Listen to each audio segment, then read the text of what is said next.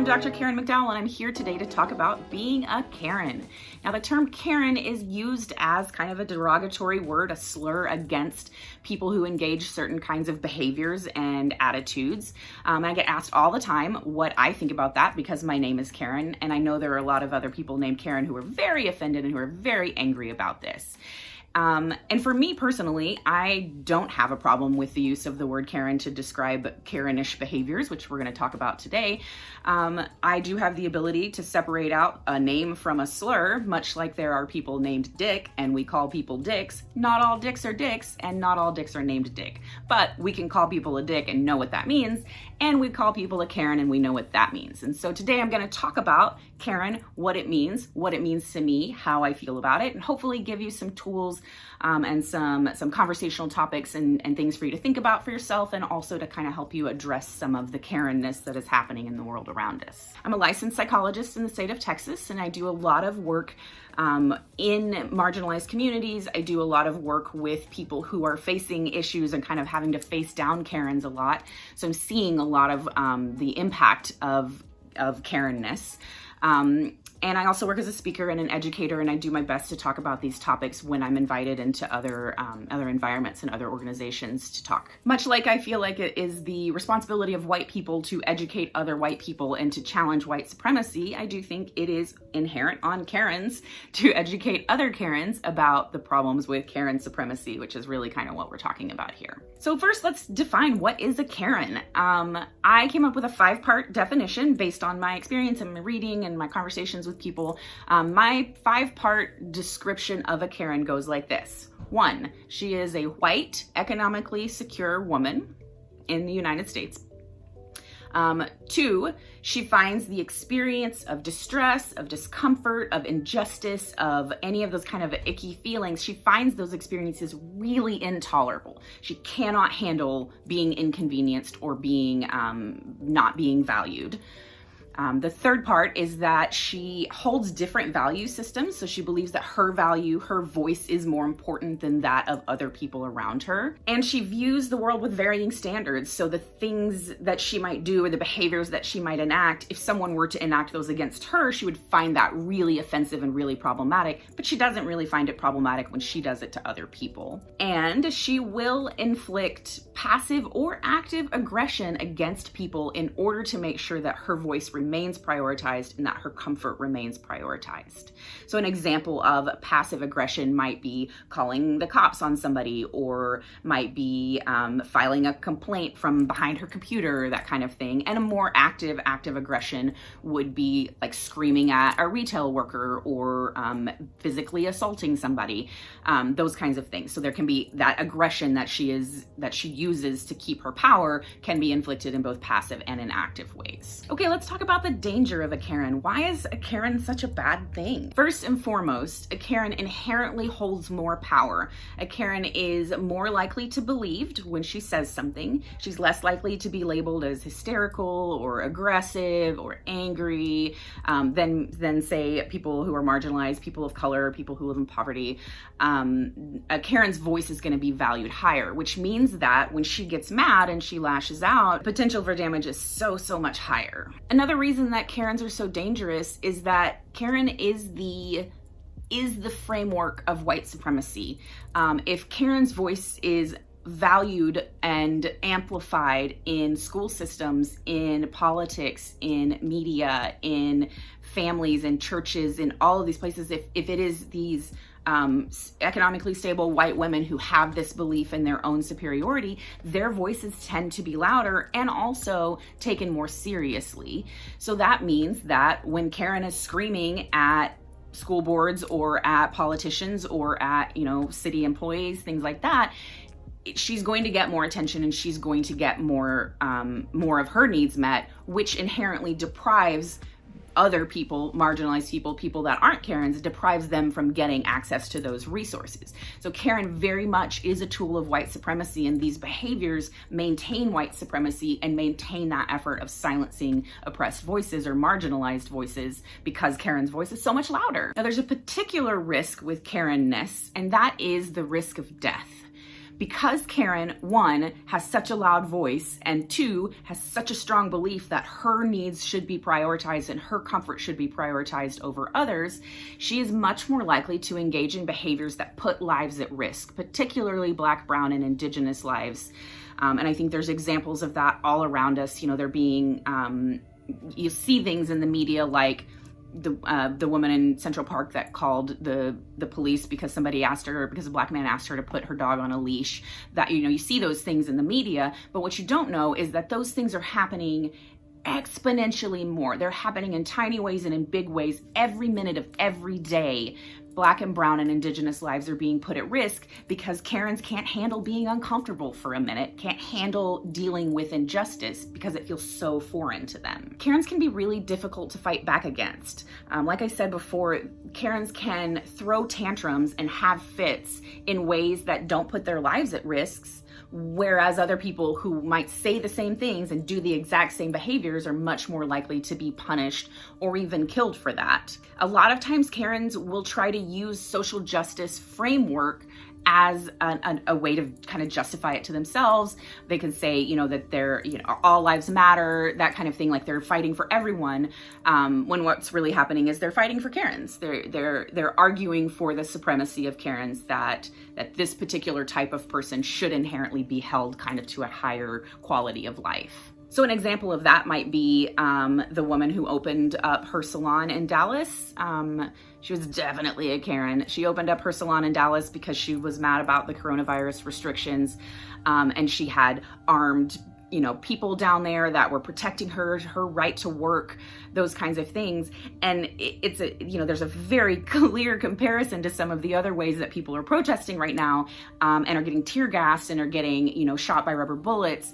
And yet a Karen can go and bring in armed people and have this whole thing, and she's rewarded for that. She's given a spot on the news. She's given, you know, her own show on Fox News. And, you know, so the behaviors that Karens can exhibit when trying to fight back against that, those behaviors from the other people are punished, where the same behaviors from the Karen are rewarded. Another way that Karens are really dangerous and hard to fight back against is because Karens will exploit social justice issues.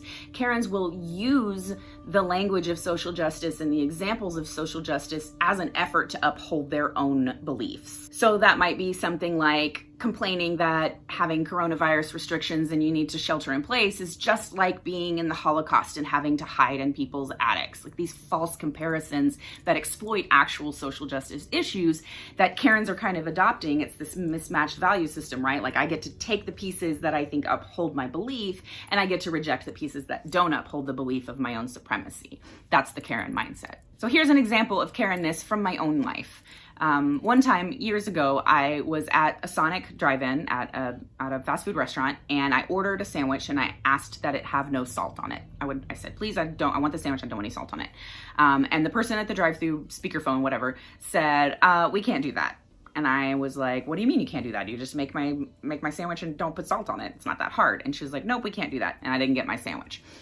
I was mad. I wanted my sandwich. I was hungry. I had to go back to work. I didn't have time to go somewhere else. It was kind of infuriating. And then I jokingly said, you know, I left, whatever. And I jokingly said to my friends, I think I even put it on Facebook, that this happened to me and I was so mad, but I couldn't file a complaint. I couldn't complain to the manager because my name is Karen and I don't want to be a stereotype.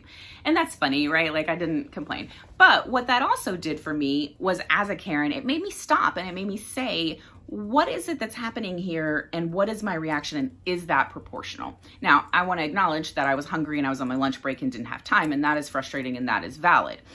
But for me to demand to speak to a manager, or for me to write and file a complaint, or for me, you know, and I knew this girl's name because she said her name when she took my order or whatever, so like I could tear this girl up for not giving me what I wanted.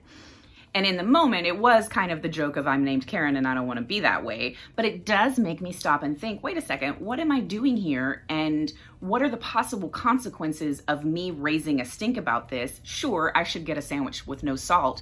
Does that need, that desire, overarch that desire of maybe that person to keep her job? Maybe she was having a terrible day. Maybe she was a person of color and would have been treated more poorly than somebody else. These are all very real issues. And so by being named Karen, it literally caused me to stop for a minute and say, wait a second, is this actually a thing that I want, that I want to fight? Is this actually a battle that I want to fight? Or have I been trained to believe that I deserve a sandwich with no salt, and therefore I am being violated if I don't get that? I didn't do anything. I didn't complain. I didn't do anything like that. But it was a really interesting moment, and I think it is a really interesting example in a small scale of the ways that Karenness can be kind of ingrained in us. Even if you're not named Karen, if you are a white woman who is economically stable, you probably have been trained in some way, or you have been handed this idea that, you know, the customer is always right, the Karen is always right. The economically stable white woman is always right above everyone else. All right, here's some advice on how to not be a Karen. The first thing that you need to know is that if you are a white, economically stable woman, you have Karen tendencies. Those have been instilled in you and continue to be instilled in you by all of the systems of Karenness that exist, by politics, by media, by the customer is always right, by the people that are holding power. You have this power. It is likely pretty invisible to you until you start really thinking critically about it, really looking and really listening to what's happening. You may be sitting in your corner being like, I'm not a Karen, I'm cool. Maybe you need to check yourself. It can be very hard to see. Sometimes it helps to have a therapist or somebody that can kind of help reflect some of those things back to you. But I think that addressing some of that invisible privilege and some of that invisible Karenness that we've been trained with can be really helpful. Second step to reducing Karenness is to notice your reactions. So when we're talking about Karen reactions, we're usually talking about a feeling of discomfort and then a feeling of indignation or anger that I was made to feel uncomfortable. So in that example of the Sonic story that I told you, I was annoyed that I didn't get a sandwich with no salt on it. And then I was also mad that somebody dared to tell me that I couldn't have a sandwich with no salt on it. So there were two feelings there. There was the initial reaction, and then there was the reaction to being made to feel a certain way. And those are two different things. And so I think it's really important when you're reducing Karenness to notice those reactions and how they fit together. The first reaction that I had of being frustrated that I didn't get the sandwich that I needed and it was lunch, whatever, very valid. That's a very reasonable reaction. Of course I was frustrated. That makes perfect sense. The second feeling, how dare somebody make me feel like that?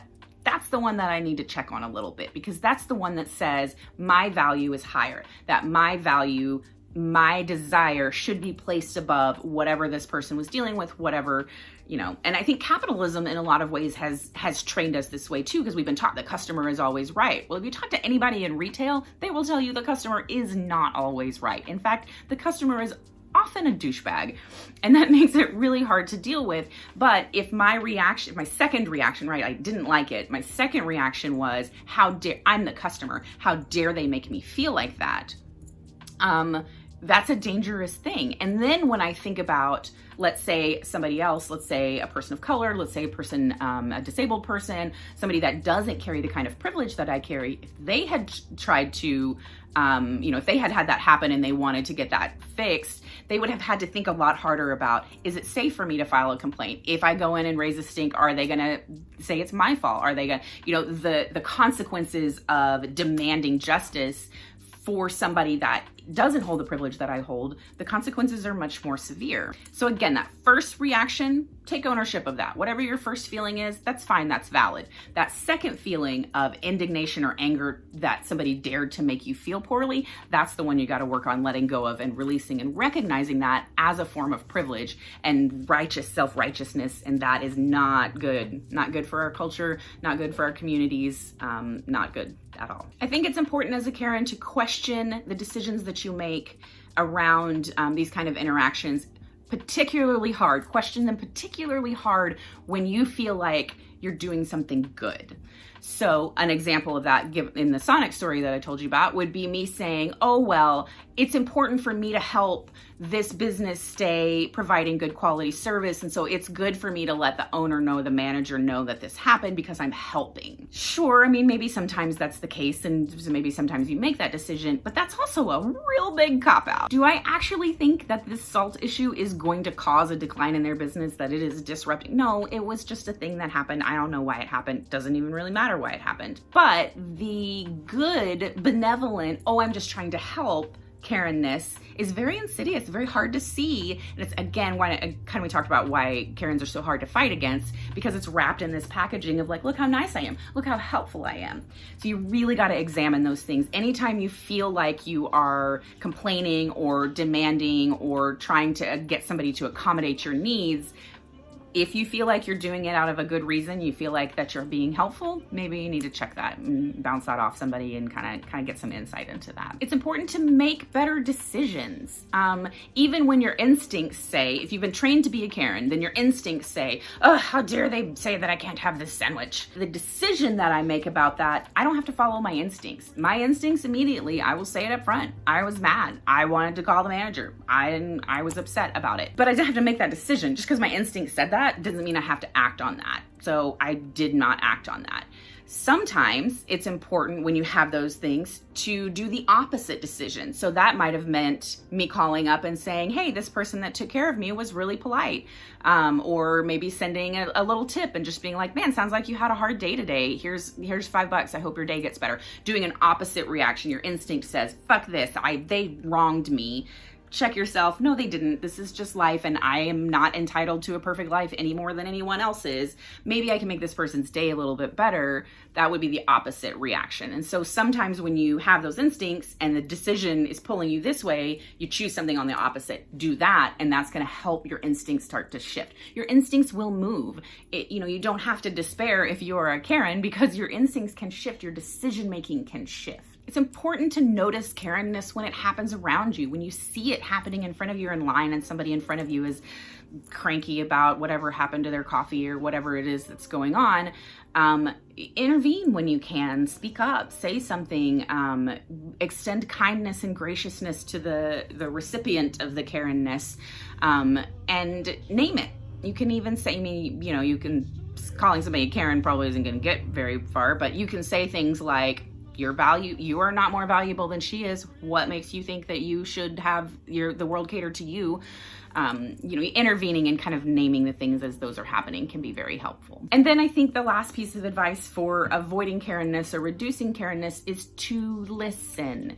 It is to raise your awareness about these issues, even when you're uncomfortable. So we said already, part of the definition of a Karen-ness is that anything that makes me uncomfortable is unacceptable. I must be comfortable at all times. Well, when you start examining Karen-ness and you start reading and listening to the voices that are doing this work, it is uncomfortable.